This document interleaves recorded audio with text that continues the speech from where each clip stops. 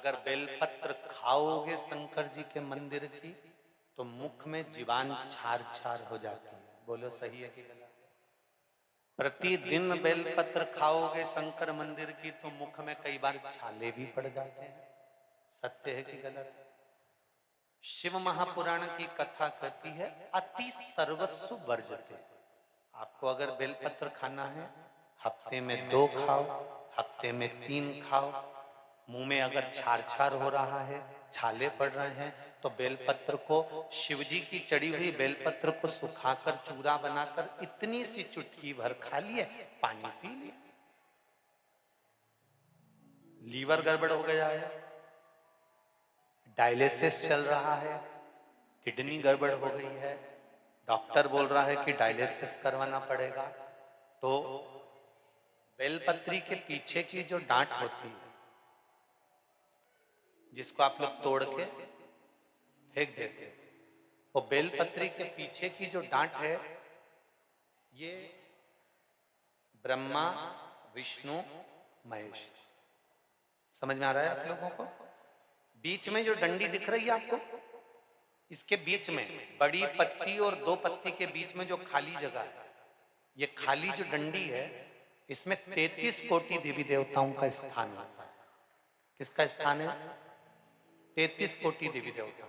इसलिए बेलपत्र चढ़ाते समय बेलपत्र को इस जगह से पकड़कर समर्पित किया जाता है कि 33 कोटि देवी देवताओं का स्पर्श कर कर, ब्रह्मा विष्णु महेश का स्पर्श कर कर चढ़ाया जाता है। बेलपत्री के नीचे की जो डंडी होती है, ये 2 पत्ती से लेकर नीचे का जो भाग होता है, ये स्कंद पुराण कहती है इसमें 64 योगनियां और मेरी माता पार्वती का संपूर्ण जितनी शक्तियां हैं वो सारी शक्तियां इस डंडी के अंदर विराजमान होती हैं। इस डंडी के पीछे एक गोखरू होता है जिसको माताएं तोड़ देती हैं। वो जो टूटा हुआ गोखरू रहता है उसमें भगवान शंकर के प्रत्येक गण का भाव रहता है। इनका काम क्या रहता है? जब शरीर में किसी व्यक्ति के जीवन में जब दुख तकलीफ या रोग बढ़ता है तो वो गोखरू जो नीचे का रहता है, वो टूटा हुआ गोखरू अशोक सुंदरी वाली जगह पर चढ़ाकर हफ्ते में 2 बार उसको चबा चबा कर अगर खा लिया जाए तो डायलिसिस की जरूरत नहीं पड़ती, डायलिसिस छूट जाता है, लीवर और किडनी काम करना प्रारंभ कर देते।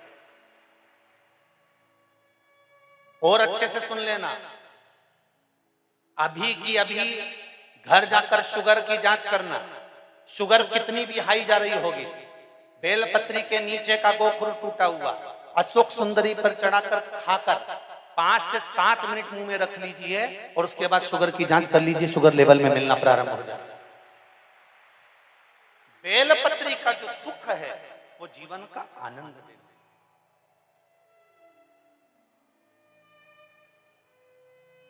साधारण नहीं है बेलपत्र।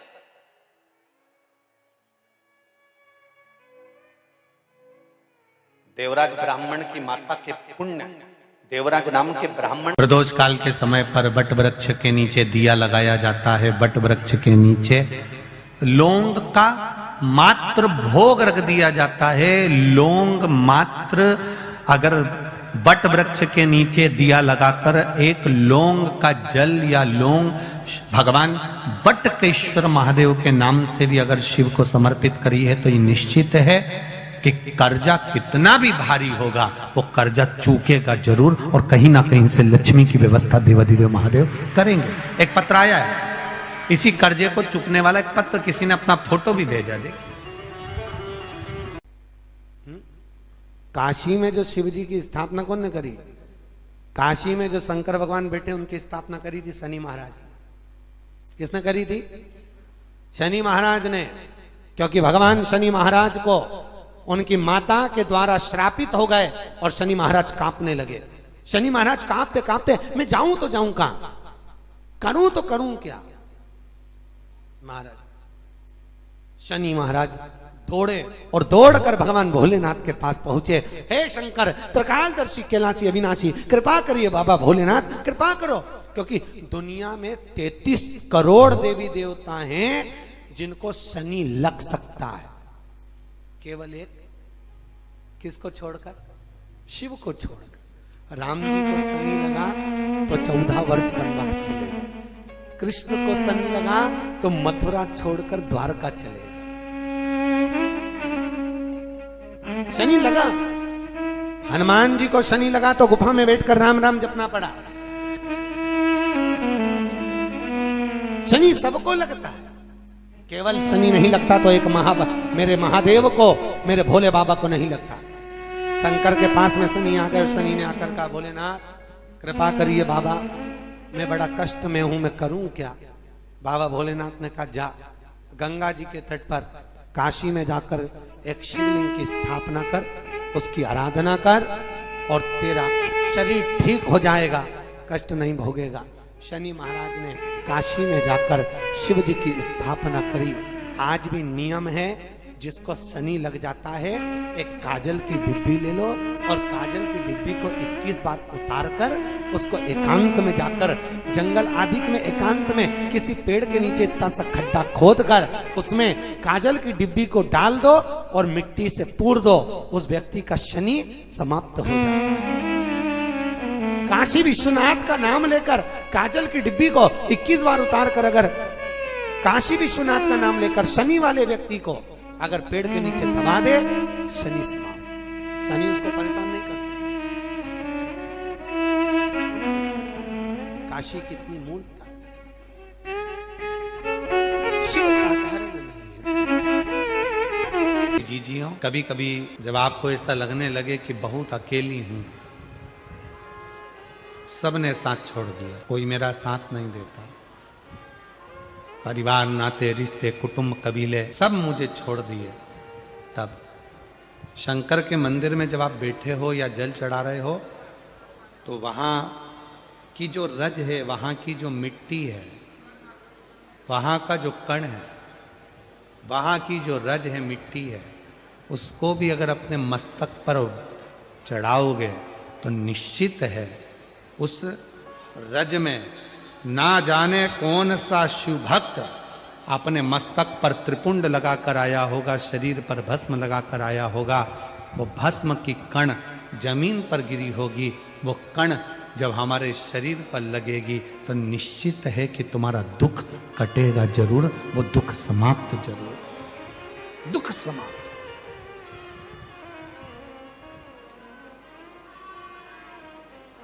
वो भस्म चपटी भभूत में है खजाना,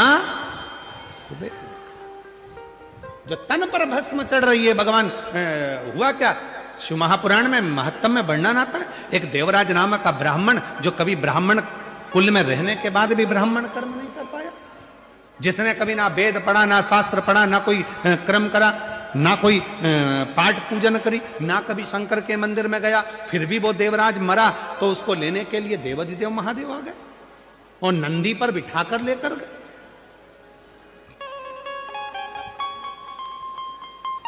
क्यों, किस लिए, क्या कारण था?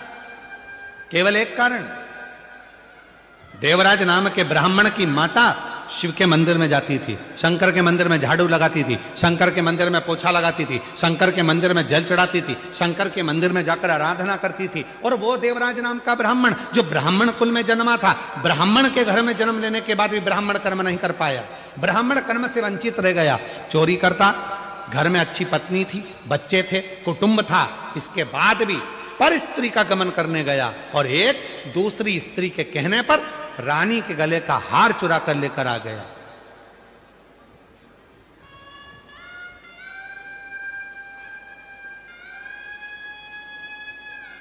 और वो हार जो रानी के गले का चुरा कर लाया, दूत पीछे पड़े, शरीर में ताप पड़ने लगा, बुखार आने लगा, कहां जाऊं? शंकर का एक टूटा सा मंदिर था, शिवालय था, उसमें जाकर छुप कर बैठ गया। दूत ढूंढते रहे, वो शिवालय में बैठा हुआ है और कांप रहा है और उसी शिवालय में शिव महापुराण की कथा चल रही थी। कथा उसके कानों में पड़ी, जैसे ही महादेव का नाम लिया गया, हर हर महादेव कहा गया, बोलते से देवराज के सिर में दर्द हो रहा था, बाहर निकल गया, बेलपत्र के वृक्ष की छांव में, बेलपत्र के वृक्ष की छांव में उसने अपने प्राणों को त्याग दिए और जैसे ही प्राण त्यागे मेरे वो घरदानी उसको नंदी पर बिठाकर ले जा रहे हैं। देवराज ने प्रश्न कर दिया कि मेरे जैसा पापी जिसने ना कभी भजन करा, ना संकीर्तन करा, ना कीर्तन करा, ना मंदिर में जल चढ़ाया, ना कभी मंदिर में दीप जलाया, ना कभी मंदिर में आराधना करी, ना मंदिर में कभी साधना करी, ना मैंने कोई मंत्र पढ़ा, ना वेद पढ़ा, ना शास्त्र पढ़ा, और मेरे जैसे पापी का उद्धार आपने कर दिया, ऐसा मैंने करा क्या? तब भगवान देवाधिदेव महादेव ने डमरू का नाद कर कर कहा, देवराज तूने कुछ नहीं करा, पर तेरी माता मंदिर जाती थी, जल चढ़ाती थी, और जब घर आती थी उसके शरीर में,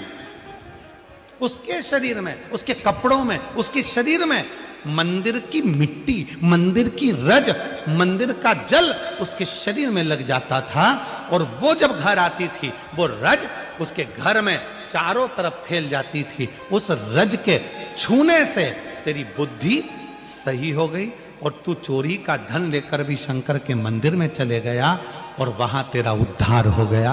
वो रज में इतनी महत्व था, वो रज में इतनी महत्व था। वो रज कोई साधारण है क्या? इधर का हमको नहीं मालूम गुजरात का, पर हमारे मध्य प्रदेश में एक नियम है। मिश्रा जी उत्तर प्रदेश में भी नियम है।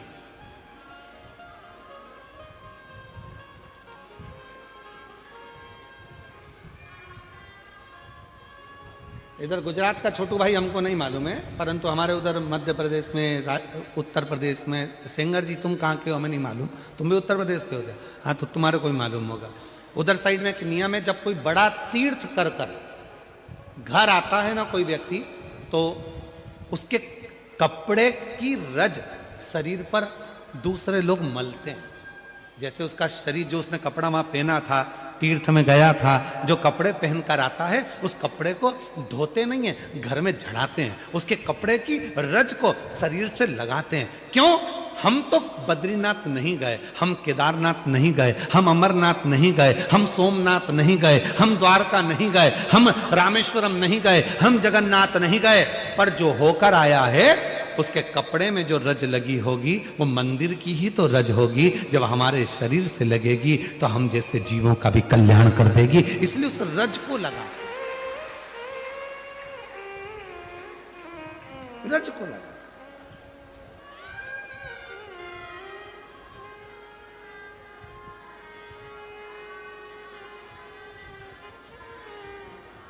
कोई बहुत बड़े, कोई गमी में गया, दुख में गया, हॉस्पिटल गया, तो उसके कपड़ों को धो दिया जाता। पर कोई तीर्थ गया, कोई भगवान की अविरल भक्ति करने गया, उसके कपड़ों को धोते नहीं, उसके कपड़ों को तो झड़ाते हैं। पूरे घर के अंदर उसको झटकारा जाता है कि इसके शरीर में जो कण लगा है, इसके शरीर में जो तीर्थ की रज लगी है, वो रज हमारे जीव को, हमको प्राप्त हो।